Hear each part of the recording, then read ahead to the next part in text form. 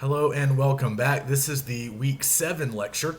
So today I would like us to really jump into Edgar Huntley. I provided a sort of brief intro, or maybe it wasn't so brief last week, but we didn't really talk about the novel a whole lot. We mostly focused on some important kind of context or background info that you guys need to be familiar with in order to fully appreciate and understand the novel. So we talked about Gothic Romanticism and sort of the process by which Brown is importing it to U.S. shores and adapting the genre to uniquely U.S. subject matter. So we've already kind of covered that. We talked about the sublime, this idea of things filling us with a sort of wonderment, a sense of awe, but mixed in with the aesthetic appreciation that we might feel when seeing things in nature, huge mountains, vast oceans. There's also that element of fear that we talked about last week, and the Romantic poets in the early 1800s in England were very much exploring this too. They're sort of contemporaries of Brown, even though they were working on opposite sides of the Atlantic. So this idea that when we are confronted with certain objects in nature, certain natural landforms, certain impressive sights, we are impressed by the aesthetic beauty. We are sort of filled with, an appreciation for the majesty of the thing, but we're also kind of overwhelmed. We're also a little bit frightened because as humans, we can't fully comprehend these sublime things. They are greater than us. They are often older, bigger, more powerful than us. So in some ways, they kind of exceed human understanding. And you guys should hang on to that idea because that's very important to Brown. Brown is very interested in things that seem to exceed human understanding, human rationality, human reason. So one thing I didn't mention last week, so I want to mention it now, is Brown's interest in what we might consider natural phenomena, but things that weren't really explained very well back at the end of the 18th century when he was writing. So those of you who took my 416 class, I think 2 or 3 of you did, last year we read Wieland in that class, the other famous Gothic novel written by Brown. And in Wieland, much of the plot revolves around 2 sort of unexplained phenomenon of that period: spontaneous combustion and ventriloquism. So some of you might remember that here in Edgar Huntley, the natural phenomenon is sleepwalking. So these were things that were very imperfectly understood at the end of the 18th century. Now I think we have medical or scientific explanations for these things. But Brown was very interested in these things. And again, they're kind of a source of sublime feelings because on one hand, these natural phenomenon can be kind of interesting and they can sort of suggest a whole realm of understanding that goes beyond what humans are capable of. And that seems very intriguing to Brown and to many of his characters. But of course, there's also the fear element. As humans, we typically are, frightened of the things that we don't understand. So just to kind of mention Wieland again briefly before we move on, we're not reading it, obviously, but in that book, for those of you who haven't read it, it might be just worth knowing that our protagonist is trying to understand at one point in the narrative ventriloquism. A ventriloquist shows up, he can throw his voice, and the other characters don't understand what's going on. They're hearing these strange voices, but they don't know how this is possible. But the protagonist of the story, she is scared by it. It fills her with fear, but also this wonderment, this sort of she has this interest in it. She's sort of drawn to it, and she's drawn to the idea that there are things in the world. There are perhaps naturally occurring phenomenon in the world that we can't account for, that human reason, human rationality is not capable of explaining. So yeah, that's scary. That's scary to Brown and I think to a lot of his characters, but it's also kind of exciting in a way. It fills us with awe. It makes us think. It makes us wonder. It makes us dream. But there is that element of mystery and fear and perhaps even danger lurking in those kinds of unexplained phenomena. So a lot of those same elements are at work in Edgar Huntley. There's this idea that there's something going on right beyond our grasp, right beyond our level of understanding. Huntley actually feels that very acutely at times throughout the narrative. Huntley doesn't really know what's going on. Oftentimes, we have to regard him as a less than reliable narrator. Not because he's malicious, not because he is intentionally trying to deceive us, but because he doesn't fully understand himself. He does not fully understand the events that are happening around him in the plot. And this is important for us today, he also doesn't fully understand the landscape of Norwalk. So I mentioned Norwalk, this sort of wild terrain, this sort of untamed area just to the north of Philadelphia where a lot of our action takes place. And like I mentioned last week, or I hope I mentioned this last week, I can't quite remember now, Norwalk fills a very symbolic role in this novel. You guys can probably see that for yourselves. A lot of the action happens in Norwalk, but pay close attention to how Brown describes Norwalk. This is a place full of sublime stuff. It's scary. It's filled with mystery. It's largely unknown. But again, a lot of this stuff is emanating from geography, from the natural world. So we talked about Brown adapting the Gothic romance to American subject matter. This is one of the big ways that he does it. He finds a lot of spooky stuff in the land. So we talked about some of the staples of the Gothic romance as it existed back in Europe.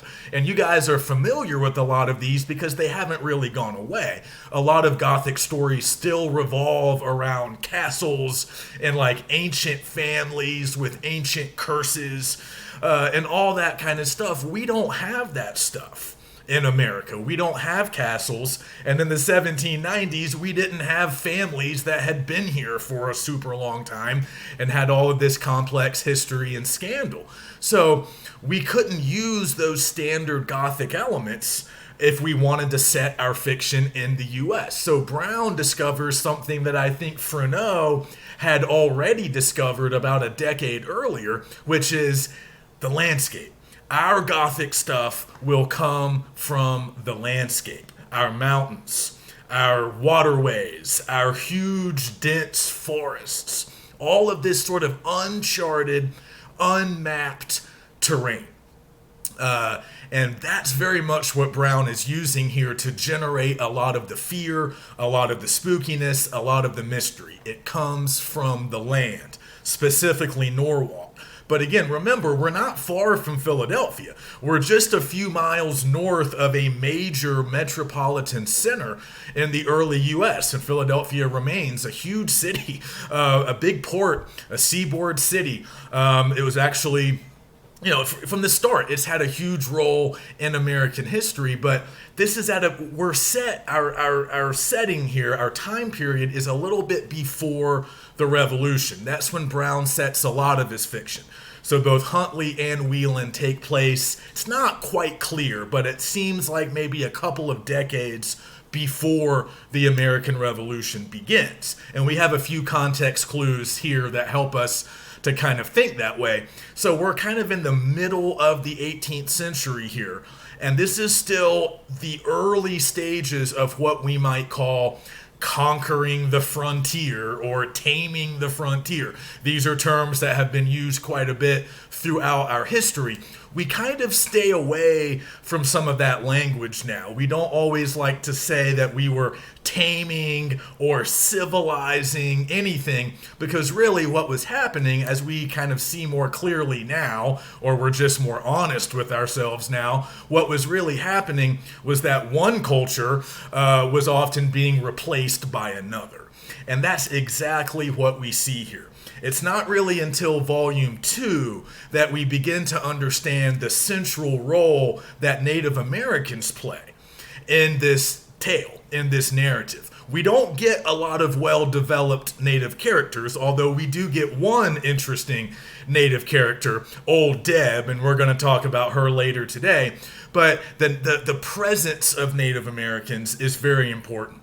On some level, Huntley is doing battle with them, and he's filling a very familiar role that all American readers or consumers should be able to recognize. He is sort of an early example of a frontier hero, kind of, but it's brown and it's weird, and Huntley isn't heroic in a lot of our sort of conventional or traditional ways. But he is on the frontier battling against Native Americans at several points in the narrative. So he is occupying a role that a lot of future characters will occupy, and we're going to sort of track this development. I've already mentioned that the tale of the frontier, the story of how the frontier sort of morphs into Anglo-American towns and cities and civic institutions, that's largely the history of early America. That's the history, that's a big part of U.S. history all the way up till the end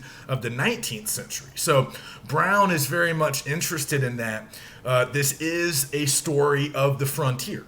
And a lot of critics and scholars will claim that this is one of the first times that the American frontier is ever really depicted in fiction.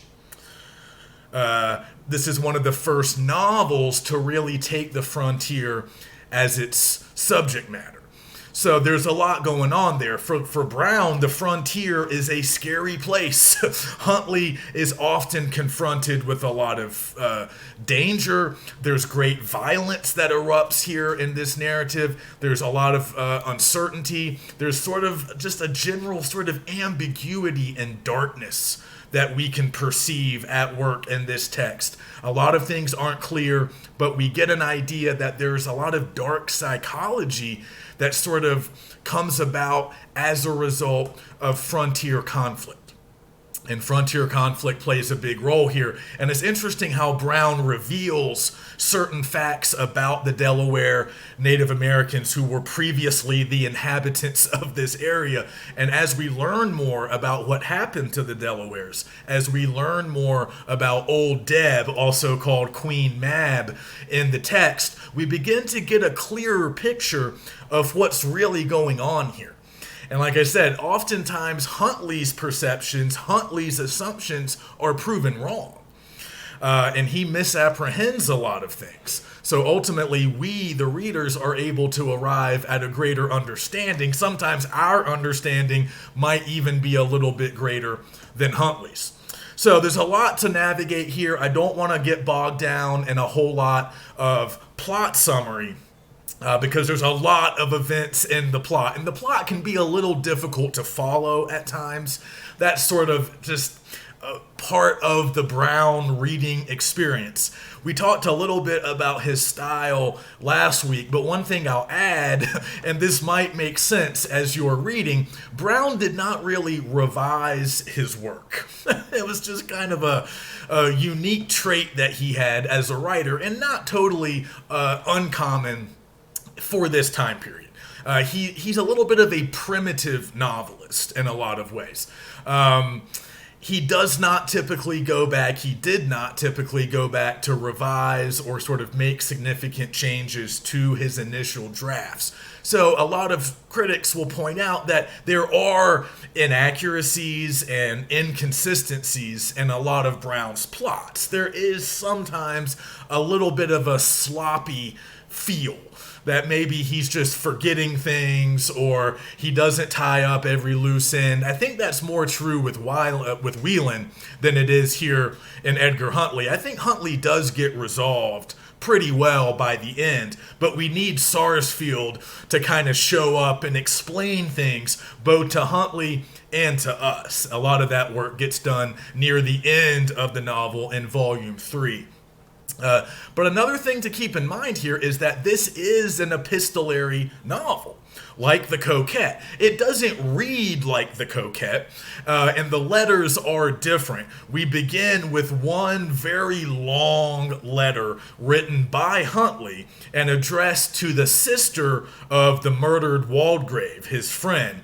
Waldegrave is, of course, his friend, and he's engaged to Waldegrave's sister. So he is writing to Waldegrave's sister, his fiance, and he's recounting all of these things that have happened. But as you'll notice as you read, we're not always stuck with Huntley's voice. I mean, he is our narrator for most of the events, but we also hear from other voices. We hear from other characters.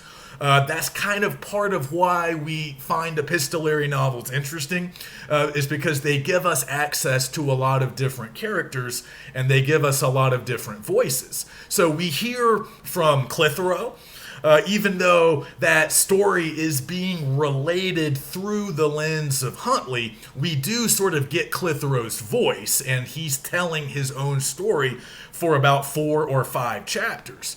Later, we will hear from Weymouth, another character shows up and tells a story. Sarsfield performs some sort of, narration functions at other points in the novel, and we get more letters toward the end. So most of the book consists of one very long letter written by Huntley to the sister of Waldegrave, but later, towards the end, we will get some letters from Sarsfield.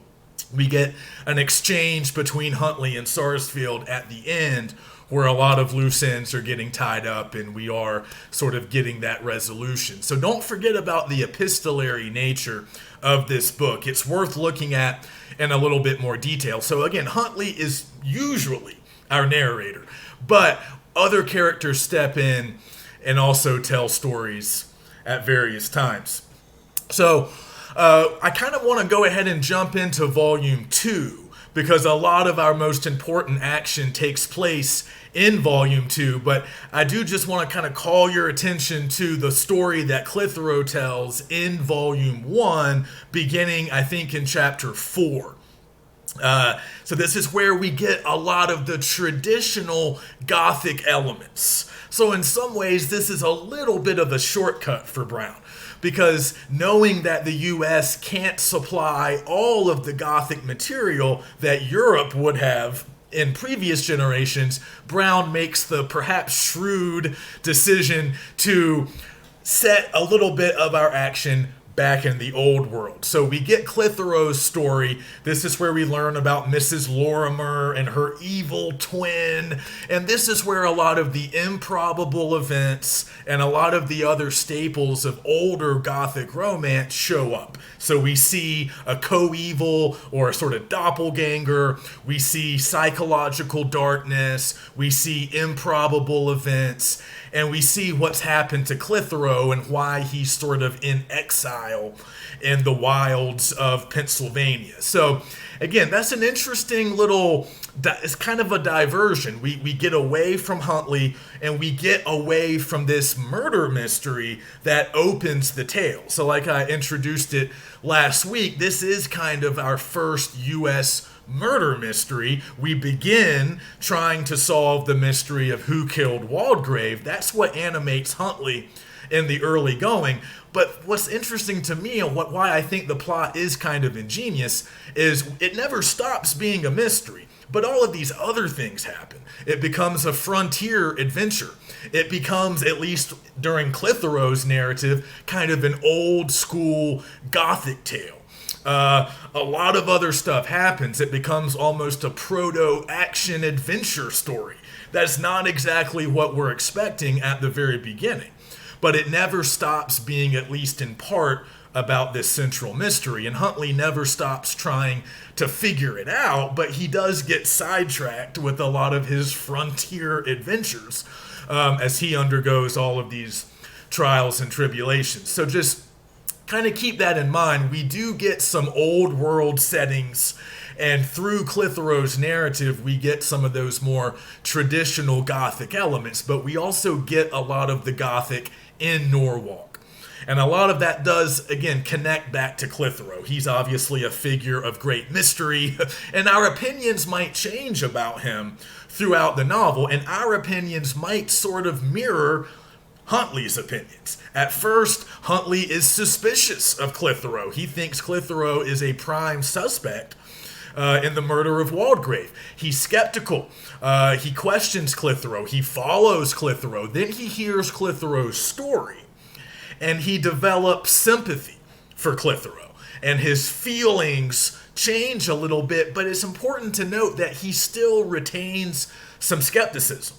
Even later on, around like chapters 11 and 12, he's kind of sneaking around. Remember when he's trying to break into these boxes that Clitheroe has built for Inglefield, or one of them is at Inglefield's house. Clitheroe had previously worked there as sort of a servant, kind of doing handyman type tasks. And Clitheroe is very handy. He can build things, right? He's got mechanical ingenuity, according to Huntley.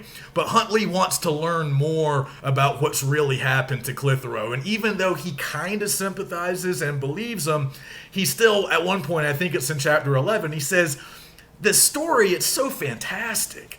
I sympathize with him, but I need to know for sure that he's telling the truth." And that might be kind of a logical way to feel, but notice that Huntley does a lot of weird stuff throughout the novel. He follows Clitheroe around. He kind of spies on him. And I'm always intrigued. We can actually visit this passage in a moment. I'm always intrigued by the boxes. He tries to break into one of Clitheroe's boxes. He can't get into it. Then he goes back out to the elm tree where Waldegrave was murdered. He digs up another box, gets into it, and finds that manuscript written by Mrs. Lorimer, which seems to kind of confirm or verify Clitheroe's story. But all the while, during all of these events, Huntley's worried that he's going to be discovered. He knows what he's doing is kind of wrong. At one point, he calls this like an unauthorized and clandestine mission.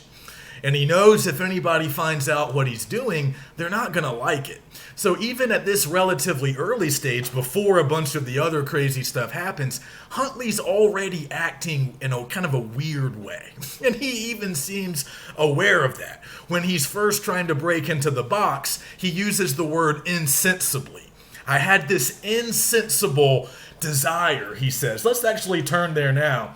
I believe, so again, my pagination, I don't know if I've mentioned this actually, but my pagination is probably different from yours because I have a different edition.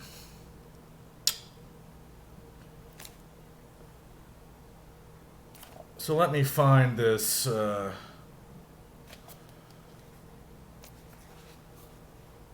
think it's chapter 11. Here we go. So when he's looking at this box, he says, "The desire insensibly arose of opening it and examining its contents." So that's a key word choice, insensible. Again, this is an interest of Brown. Things that go beyond our understanding, things that go beyond our sense of reason and rationality. So Huntley's kind of acknowledging here, my desire to open the box, I can't fully account for it other than I was still kind of skeptical of Clitheroe's story. But again, we have this disconnect. Later on that same page, he says that,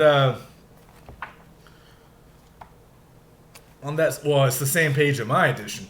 He says that, no, why can't I find it? He says, "In spite of the testimony of my own feelings, the miseries of Clitheroe appeared fantastic and maybe even groundless." So Huntley's having trouble understanding his own sort of mental and emotional state. He feels this kind of intrinsic, instinctive sympathy with Clitheroe. His emotions are kind of aligned with Clitheroe, but his sense of reason, his rationality is sort of raising some questioning and saying maybe this doesn't all add up. But then when he has this desire to get into the box and to dig up another box, he kind of knows that he's not acting 100% rationally. And he wants to conceal his actions because he knows that other people will not approve. Chief among them Clitheroe, right? He's really kind of violating a lot of social norms, right? This is Clitheroe's property. I don't even think he's supposed to really be in Englefield's house. He's not asking any permission to do any of this. So we get this recurring theme here of Huntley kind of doing weird stuff. Sometimes he justifies it. Later we learn that, of course, he's a sleepwalker. And we get our first sort of clear indication of that right after the passage that I was just looking at. If you jump ahead to chapter 13, Huntley has a conversation with his uncle that sort of gives us some cues, gives us some clues, indicating that he himself is a sleepwalker. And we're beginning to understand that Clitheroe is a sleepwalker. So remember the doubling. Remember this idea of the doppelganger, right? So we have multiple doubles at work in this text. And as the book progresses, we can see that Huntley and Clitheroe are kind of mirror images of one another in certain ways. They're not exactly the same, but they're afflicted by a similar problem, a phenomenon that we can't quite explain, and in other ways they kind of mirror one another. So the doppelganger or the double was a common feature of the Gothic romance, and it's definitely here in this novel. So a lot's going on. I can't cover it all, but I want to sort of jump ahead to my favorite section of the book, when things really start to get weird and when we can really see the frontier elements kind of coming to the forefront. And that begins around chapter 16 in volume 2. So right before that, we have this character Weymouth. He shows up, he's a friend of Waldegrave's, and this is typical of Brown's style. He often likes to have characters show up improbably and fill in important plot details that other characters might not be capable of doing. So Weymouth shows up, and then we spend a couple of chapters hearing his story. Over the course of chapters 14 and 15, we learn a little bit more about Waldegrave. And again, we get a different character's perspective, we get a different character's voice for at least a little while, and then after Weymouth is finished, we cut to chapter 16, which is really sort of a turning point in many ways in the novel. So I actually wanted to jump here now. So in my edition, this is around page 143. But again, chapter 16 in volume 2. He wakes up in a cave. So I just wanted to read a little bit of this. I had awakened as from sleep. What was my condition when I fell asleep? Surely it was different from the present. Then I inhabited a lightsome chamber and was stretched upon a down bed. Now I was supine upon a rugged surface and immersed in palpable obscurity. Classic Brown phrasing. Instead of just saying it was dark, we get palpable obscurity. Then I was in perfect health. Now my frame was covered with bruises, and every joint was racked with pain. What dungeon or den had received me, and by whose command was I transported hither? So I just love this scene because it really is mysterious and quite frightening, I think, the first time we read it. What is he doing there? How did he get there? He's very confused. Now, by this point, we might begin to understand that, yes, he's a sleepwalker. He often doesn't remember what he's been doing. Once he wakes up, he doesn't always remember the previous events. So we might understand what's happening to Huntley, but he does not understand what's happening to him. He doesn't understand how he got in this cave, and he's obviously fallen from some kind of a distance because he's all banged up. So this is the beginning of what a lot of critics will call the sort of action phase of the novel. And this is what's so weird. This is what has intrigued, one of the many weird things of the book. It's intrigued scholars for a long time. Brown does not seem like a candidate to write a rousing adventure novel. He's a Quaker from Philadelphia. He was no kind of outdoorsman. He rarely left Philadelphia, but obviously he knew the surrounding areas. He was at least familiar with this larger geographical area. But he's not exactly the guy that we would expect to be our first action-adventure novelist.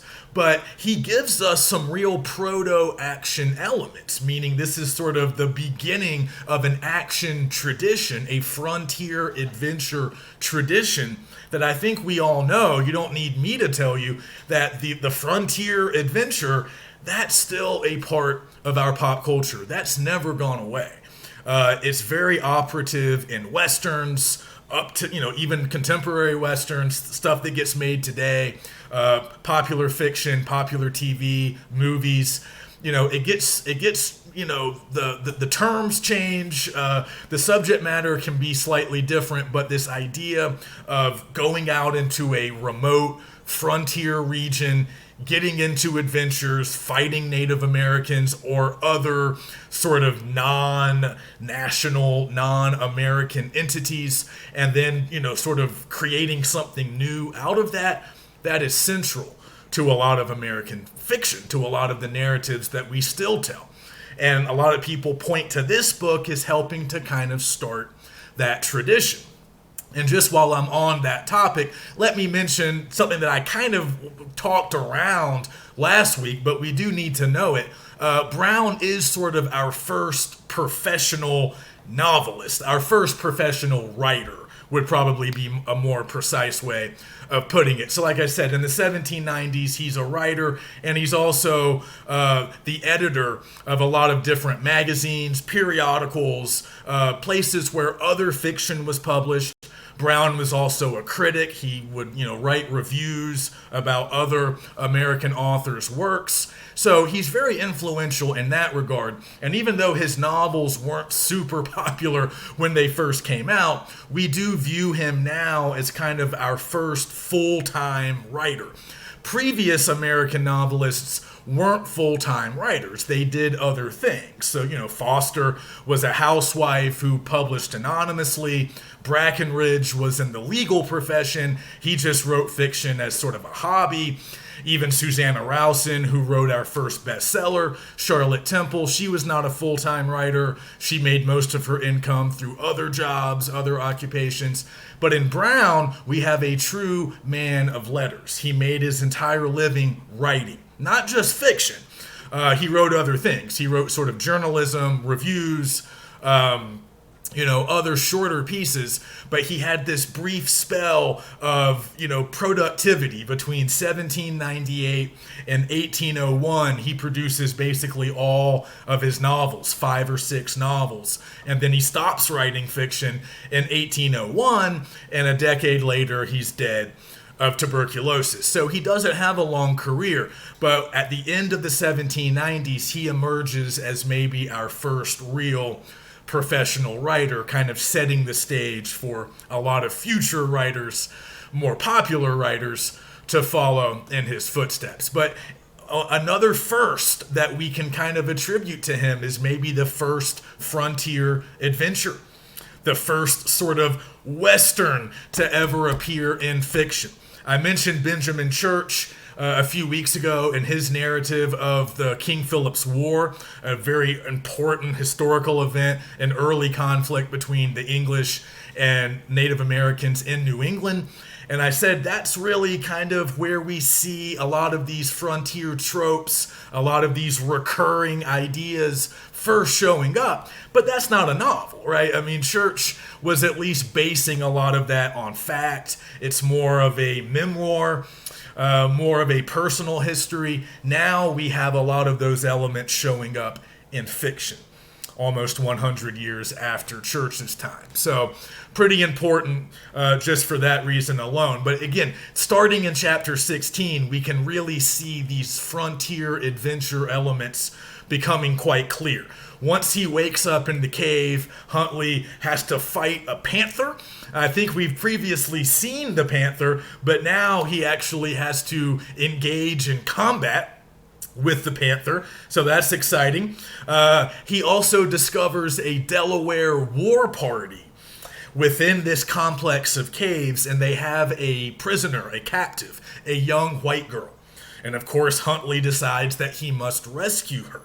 So he ends up killing one of the Native Americans, rescuing the girl. They escape. They're on the run. They're being pursued. And then later, the two of them take refuge in what appears to be an abandoned log cabin out there in the wilds of Norwalk.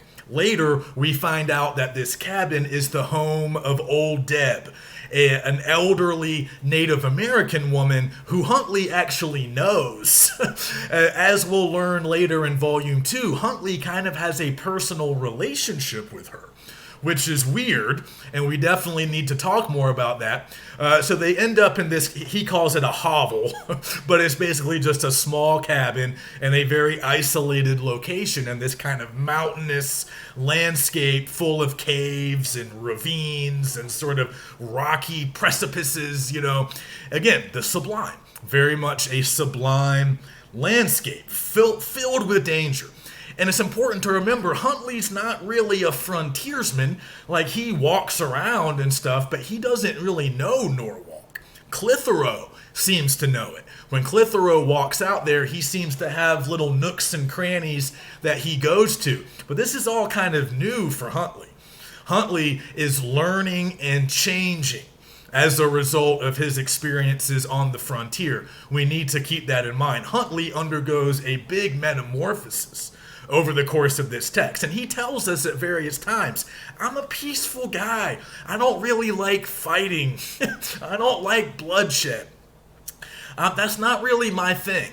But we see that changes. We see that his personality, his character, changes over the course of this book. And Brown seems to be telling us that it changes because of the frontier, because of the things that happened to him in Norwalk. So they're in the hovel. They're sort of taking refuge there. Later on, the Delawares show up. They're pursuing. Huntley kills several of them. So he's becoming kind of an action star before our very eyes. He's transforming from this kind of meek, mild-mannered guy who isn't really a frontiersman. He's not an Indian fighter, but he becomes one. And he starts killing a bunch of Native Americans. Sometimes it seems like self-defense. At other times, we're not so sure.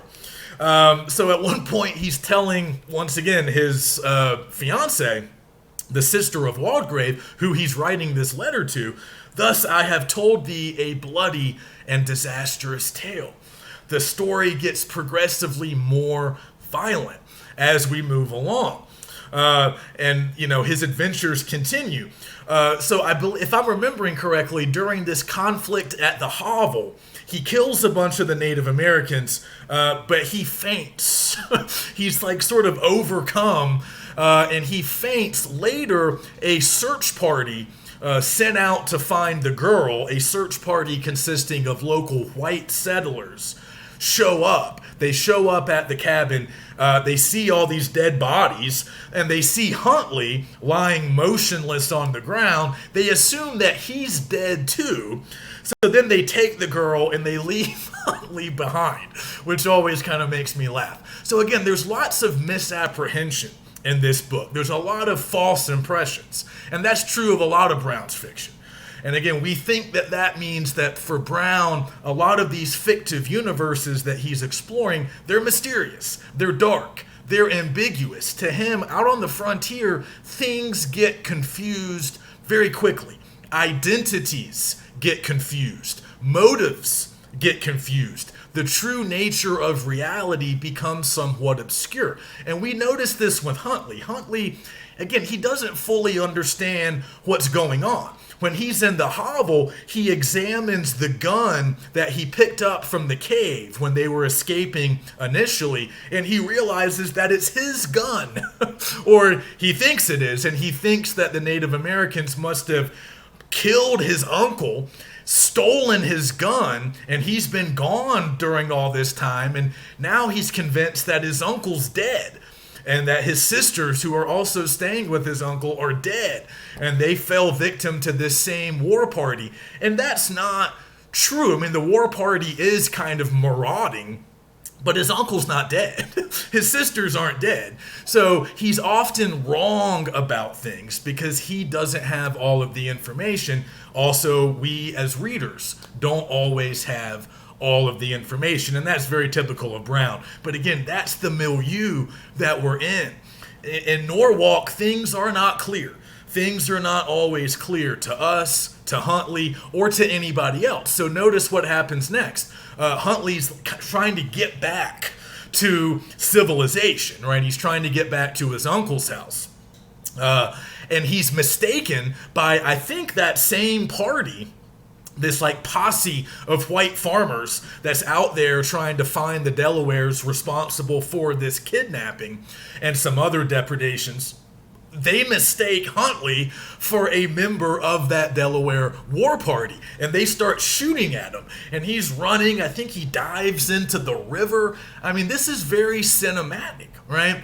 The book becomes really action-packed and cinematic here in Volume 2. There's lots of movement, there's lots of fighting, there's lots of danger and sort of, narrow escapes. So it's, pretty readable, but it's just interesting to notice that at one point Huntley is mistaken for a Native American. That's significant. That's not just a sort of throwaway observation. That matters because he's becoming different. He's starting to bear more of a resemblance to a Native American, perhaps, again, in the eyes of Brown, in the eyes of the white farmer posse that's out there sort of trying to mete out vigilante justice.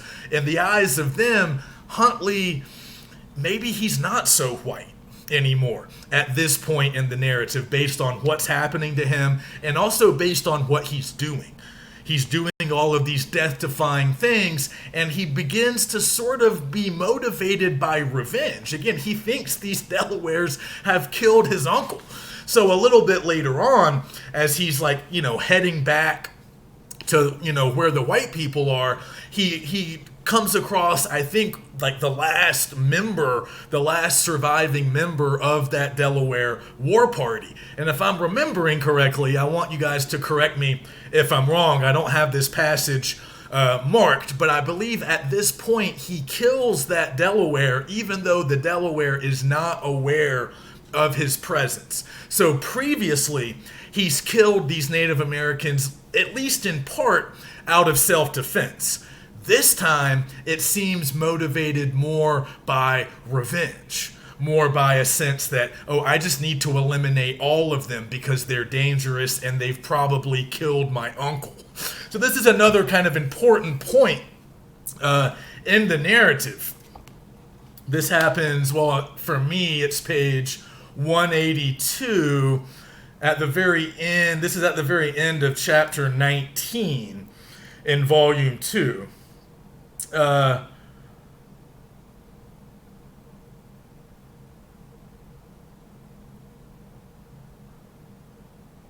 So at this point, it doesn't seem like Huntley has to kill, but he does. And then after he kills, look at the very end of the chapter. Prompted by some freak of fancy, I stuck his musket, the murdered Delaware, I stuck his musket in the ground and left it standing upright in the middle of the road.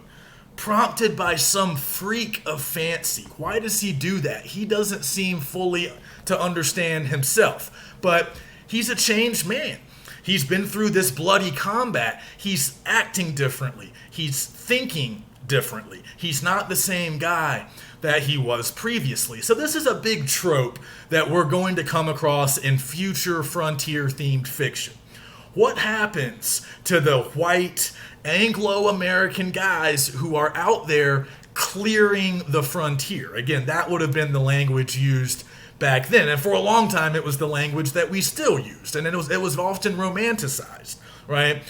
These were the frontier heroes. These were the John Waynes. These were the Leatherstocking characters who went out to the frontier, killed a bunch of Indians, and then made it safe for white settlers to come and build homes. And then we developed civic institutions, churches, schools, governments, and then we have new towns, new cities, new Anglo-American civilization. So for a long time, we privileged that kind of work, and we said, oh, those people are doing good work, but there was always this dark side to it. There was always this question of, well, what happens, though, when these guys are out on the frontier, they're fighting, they're killing, they have to adapt a lot of Native American warfare methods. I mentioned that with church. So in some ways, they kind of have to act a little bit like Native Americans in order to defeat the Native Americans in battle. So there was this question like, what happens to those white guys when they spend a lot of time on the frontier doing that kind of work? So it's often phrased like, the work of civilizing the frontier will often make the people doing it uncivilized. So it's kind of this weird paradox, like the white men, the trailblazers, the Indian fighters, the trailblazers, the guys making it possible, and yes, it was almost exclusively men, at least in the fiction that we get from the period, the ones making that possible, do they suffer negative consequences as a result of their experiences and what they have to do? And that's kind of playing out here with Huntley. His experiences are changing him, making him, perhaps in the language of the time, more savage, less civilized, more like the Delawares and less like the other English settlers in the area. So Brown is definitely playing around with that notion. And again, that's a recurring feature of a lot of the frontier fiction that would come along after this. So I want to turn now to what we see in chapter 20 of volume 2, because it's here that we learn a lot of important history concerning the Delawares and the Native American presence in this area. And this begins to shed some more light, not just on what's happening to Huntley, but ultimately it will shed light on what happened to Waldegrave. So this is really cool, and I'm always intrigued by why Brown waits so long to tell us this. But in chapter 20, we learn some things about Old Deb, this elderly Native American woman who we've already heard mentioned before, but now she gets fleshed out in a little bit more detail. And now we learn a little bit more about what's happened in the recent past in this area. So if you look in chapter 20, we learn here, according to Huntley, that the village inhabited by the Delawares was built upon ground which now constituted my uncle's barnyard and orchard. So this really drives an important point home. The Delaware, and it's not hard for us to understand, we've already kind of understood it by now, but Huntley's giving us specifics. The Delaware were dispossessed. They've been pushed out of this region by encroaching white settlers. And clearly, a lot of them aren't super thrilled about it. Old Deb, also called Queen Mab by Huntley, she has stayed. She's stayed behind when most of her countrymen have relocated and they've gone sort of further west away from the encroachments of the white man. So, but it's not just that, right? It's that his uncle's property literally stands on the very ground where the Delaware village used to be. That seems significant. And then we also learned that it's Huntley, apparently, who has dubbed Old Deb as Queen Mab. So he kind of explains this in chapter 20. I wanted to jump to this passage, or to this sort of section, because it's very interesting to me. So we learn a lot about Old Deb. We learn about some of her motivations for, her relationships and sort of her outlook, her worldview, I would say. But we also learn that Huntley knows her, that they have a relationship, and he calls her he calls her Queen Mab. So for those of you who aren't familiar with that character, that this Queen Mab is supposed to be like a fairy. And this is a character or a figure that showed up a lot in medieval European folk tales. Also in the early modern period. So, for example, in Romeo and Juliet, Shakespeare makes mention of Queen Mab. She's referred to as the fairy's midwife in that particular play, which is an early modern, that kind of falls within the early modern period in Europe. So readers would have been familiar with Queen Mab. This is a figure that would have been pretty well known, pretty popular, even here at the end of the 18th century. So Huntley calls Deb by this name, and he explains why. He kind of gives us several reasons why he makes this comparison. So he says he calls her this because of her pretensions to royalty, the wildness of her aspect and garb, her shriveled and diminutive form, a constitution that seemed to defy the ravages of time and the influence of the elements, her age, which some did not scruple to affirm exceeded 100 years, and her romantic solitude and mountainous haunts.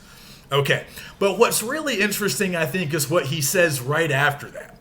And he claims that perhaps some people would find this comparison to be a little outlandish. So he almost answers that potential objection. He says, there appeared to me some rude analogy between this personage, Deb, and her whom the poets of old time have delighted to celebrate. Thou, again, speaking to Waldegrave's sister, I guess, thou perhaps wilt discover nothing but incongruities between them. But be that as it may, old Deb and Queen Mab soon came into indiscriminate and general use. I find this to be a very interesting and a very self-aware move by Huntley, sort of anticipating the objections of his readers who might say, wait a minute, you can't compare an old Native American woman to a figure from European folklore. That's weird. That doesn't seem to work. He's like, yeah, I know it might seem strange. It might seem strange to you. You might see nothing but incongruities between the two, but I see the analogy. I see the similarities. And he suggests that other people do too, because everybody starts to call her Queen Mab. He takes credit for kind of starting the trend, but then he suggests that everybody else in the area starts using that language as well. So that's interesting to me. And then right before that, he's already told us that they have a personal relationship. Old Deb will often come to his uncle's house, and she visits, and she'll kind of converse with Edgar. He claims that she develops an affection for him, insensibly. He uses that word again. She insensibly develops some kind of regard for him, which that means he can't quite understand why. And she doesn't seem to have very positive feelings towards a lot of the English settlers, but sort of defying the odds, in spite of rationality and reason, she likes Huntley. And they have a little rapport. They seem to get along. I'm not quite sure how they communicate, because he does claim that she does not speak English or refuses to speak English most of the time. But he says that I had taken some pains to study her jargon and could make out to discourse with her on the few ideas which she possessed. So he knows enough of her language so they can talk a little, and he seems to indicate that she doesn't have much to say or contribute. So it's not always a super favorable depiction, but they do have a relationship, and we learn a little bit more about her and her motivations for staying behind. So she claims that the entire region, which is often referred to as Soulberry, this entire region north of Philadelphia, belongs to her. She still considers it to be part of her domain, her ancestral homeland, and of course it was. So she's not wrong about that. But he tells us that she considered the whole region to belong to her, and she regarded the English as aliens and sojourners who occupied the land merely by her connivance and permission, and whom she allowed to remain on no terms but those of supplying her wants. So this, again, those pretensions of royalty, right? She seems to think that she retains a certain amount of control and influence, even though that's not quite true. But yeah, I mean, we understand this process, right? The Delaware have been pushed out. She stays behind. On the departure of her countrymen, this female burnt the empty wigwams and retired into the fastness of Norwalk. So that's her story. And then later, she and perhaps some of her countrymen are ultimately positioned as responsible for Waldegrave's murder. They've been kind of marauding through the countryside, and he happens to be one of their victims. And so much later, in Volume 3, we learn this. Queen Mab, 3 days after my adventure, was seized in her hut on suspicion of having aided and counseled her countrymen in their late depredations. But notice the next part. She was not awed or intimidated by the treatment she received, but readily confessed and gloried in the mischief she had done. And she accounts for it by enumerating the injuries which she had received from her neighbors. So that comes much later in the text, but that's an interesting way of putting it, right? She doesn't ask for forgiveness. She's not sorry. She confesses to what they've done, and as an explanation, she says, hey, we're just evening the score. You guys have done far worse to us, speaking to the English settlers. So revenge is a recurring feature here as well. The Delawares are out for revenge. At certain points in the plot, Huntley is out for revenge. Other characters, to some extent, pursue revenge. So again, there's not as much distance between Huntley and the Delawares as we might initially suspect. A critic that I read years ago, I'm actually going to post this article just in case you guys want to take a look at it. It's a really good sort of examination of the Native American presence in the book, and also just a real, a thorough analysis of the Old Deb character.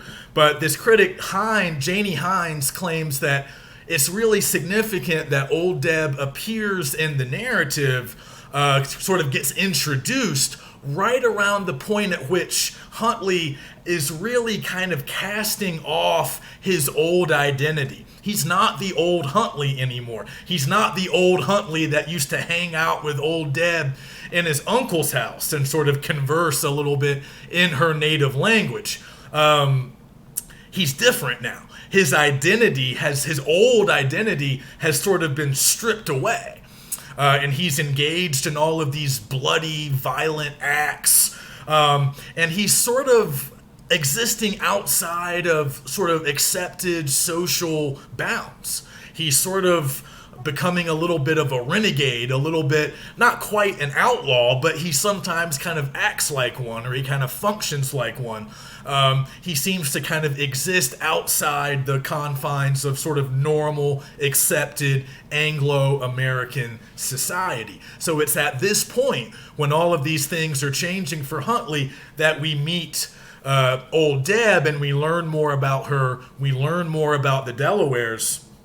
And again, many scholars will point to that and say, we're supposed to understand that at this point in the narrative, Huntley is kind of like them. He might be viewed a little bit like them. He's motivated by some of the same things as they are. So a lot of that distance that previously separated them has been collapsed. However, it is worth pointing out that I really don't think Brown's sort of vision of Native American history and culture, it's not quite as positive or sympathetic as maybe what we saw with Freneau. But they're both realizing that to tap into the Gothic possibilities of this new country, we have to pay attention to the landscape, and we need to pay attention to Native Americans along what was then the frontier. And back then, middle of the 18th century, when these events are taking place, the frontier is often very close to major cities because we simply had not pushed very far west yet.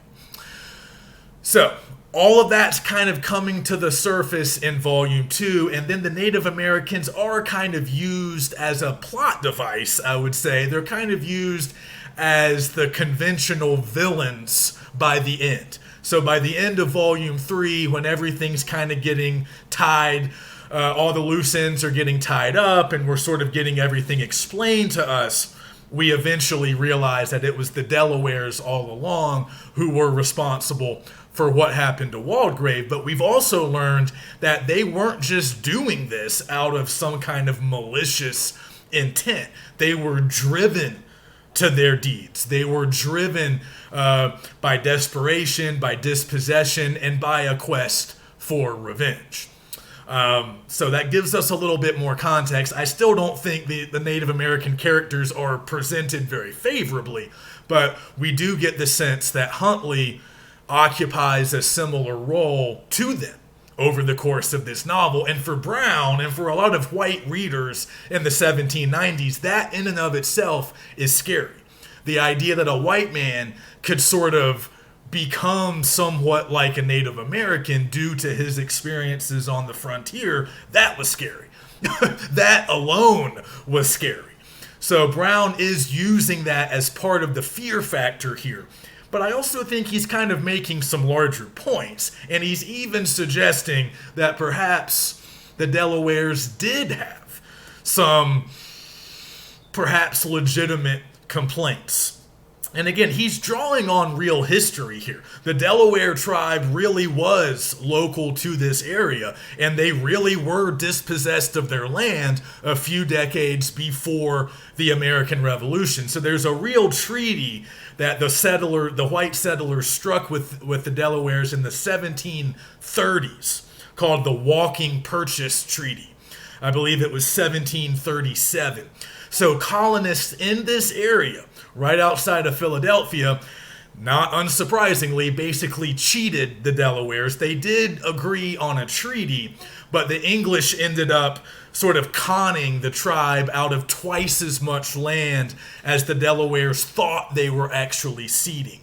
So the Delawares did agree to give up some of their land, and this was common throughout the 18th century and throughout really the first at least half of the 19th century. As we steadily pushed west, a lot of native tribes saw the writing on the wall, and they realized they couldn't withstand this huge encroachment by white settlers, so they would agree to sell some of their land, but often what they were agreeing to was not always made clear to them. Often there were language barriers.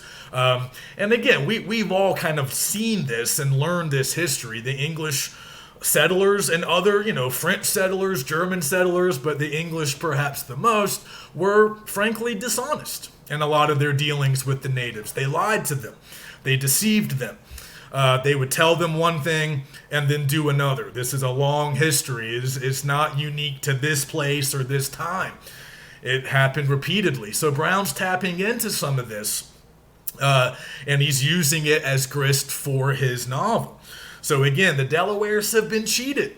They've been conned. And, Huntley himself and his uncle and the other people close to him, they're at least indirectly involved. Huntley himself, again, he's not a frontiersman. He wasn't out there taking an active role in these negotiations, taking an active role in dispossessing the Delawares. But Brown wants us to know that Huntley's uncle literally lives in the very spot where the Delaware village used to be. So they're at least indirectly implicated in this process.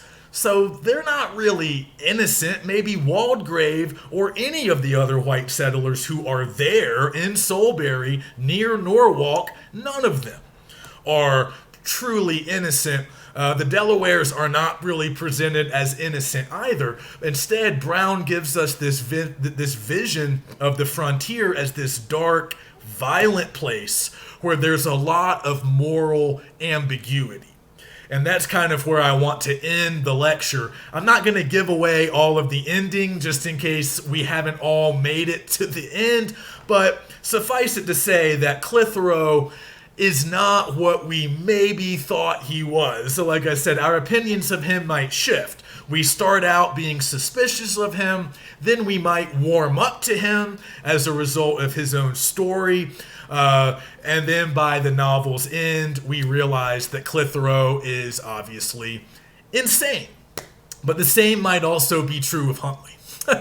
Again, if they're doubles, if Huntley shares a lot of the same traits as Clitheroe, we obviously have to reckon with the possibility that Huntley himself is not well. And for much of this narrative, he is not well. He's kind of delusional. He's sleepwalking. He kills a lot of people. He's doing a lot of wild and crazy stuff. So the question that we're kind of left with here is, who is the moral authority in this fictive universe? We expect it to be Huntley. He is our narrator. We start with his perspective. I think we kind of implicitly trust him. But Brown, like so many more modern authors, sort of use our implicit trust in the narrator against us by giving us an unreliable narrator and having Huntley sometimes give us bad information. Again, not from any malicious intent, but just because he himself often struggles to understand. But if Huntley isn't well, we know Clitheroe isn't well. The Delaware Indians are kind of positioned as the villains, ultimately, the bad guys here, if we're viewing this as kind of a cut and dry good versus evil narrative, but I don't think it's that, really.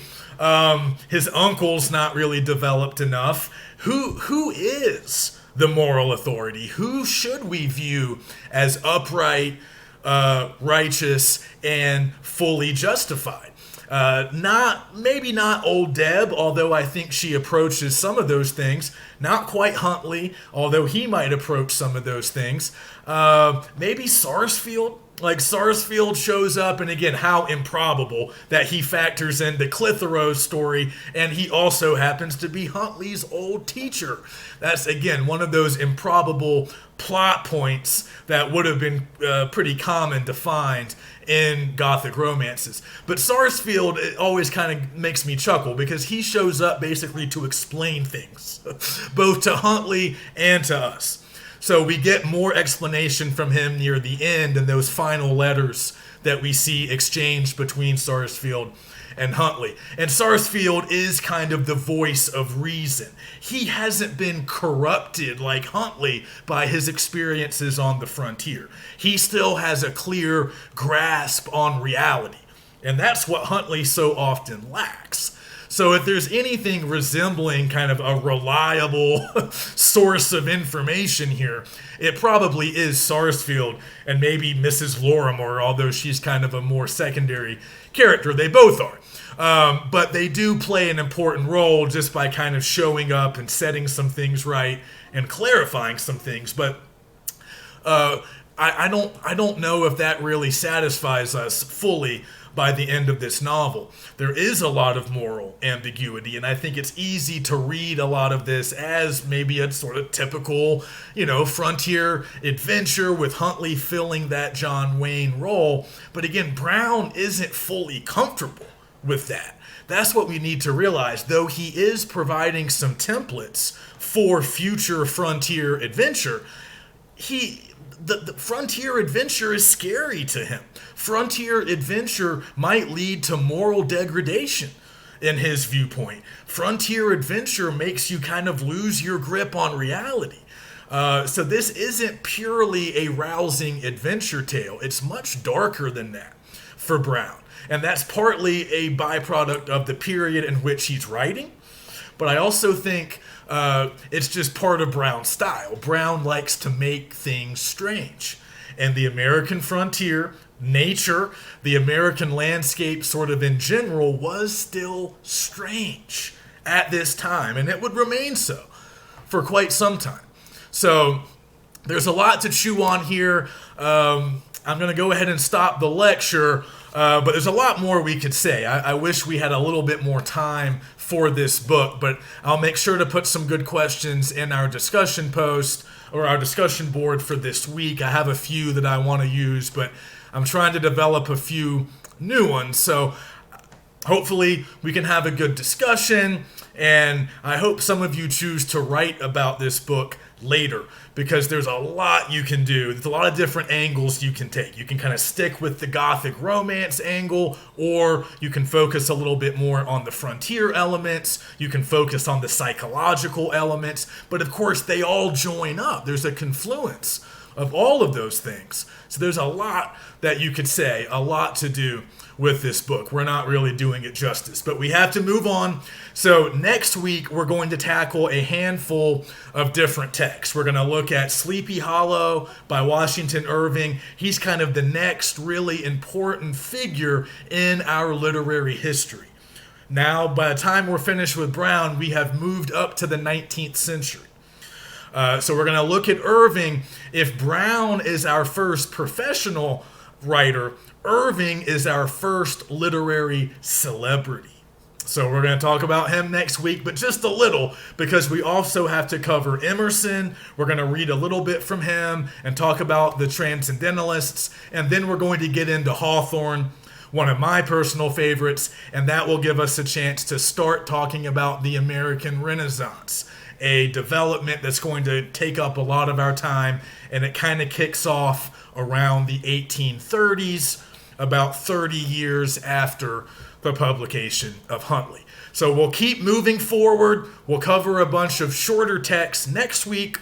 If you have any questions, let me know, and I will see you next time.